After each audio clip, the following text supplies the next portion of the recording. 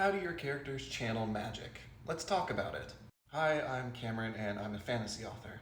And through the years, I've seen a lot of different ways that books harness magic. It could be divinely given, such as the case with warlocks and such in D&D. Maybe it's something that's practiced and available to a select few, such as the Force in Star Wars. Or perhaps it's a society thing, which separates people who wield from people who don't. Look at Harry Potter in this case. But in all of those cases, how the person actually wields said magic can vary, which is part of the brilliance thereof. You see, the thing about magic is that you can make it however you want to. There are tropes and classic iterations, sure, but that doesn't mean that you can't develop something new. But for the sake of talking about them, let's explore a few of those ways that you can actually have your characters channel.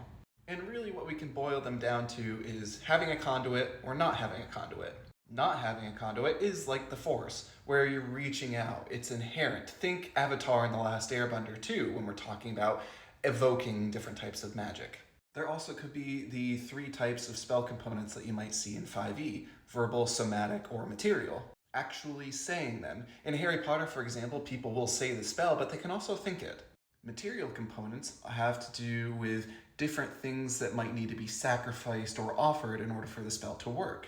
Someone like John Constantine might be a good example for this. And then there's somatic, which is the actual movement, which isn't unlike how in Naruto they use different hand signs to cast their jutsus.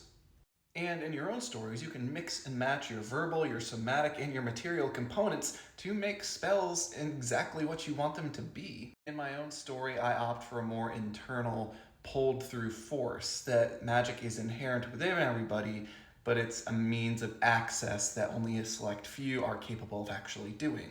You can actually hit the link in bio to discover this within the Great Fantasy Story. Be sure to subscribe while you're there.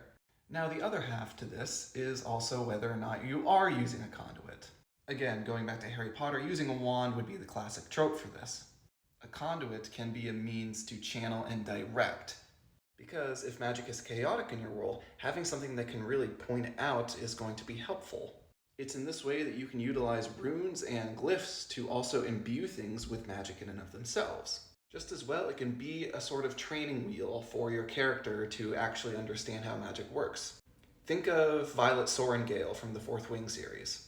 But by understanding whether or not you want a conduit or you do not, and then you can deal with the verbal, somatic, and material elements of your spells, you can build something custom for your own series. Because magic is yours, and you can do whatever you want for it.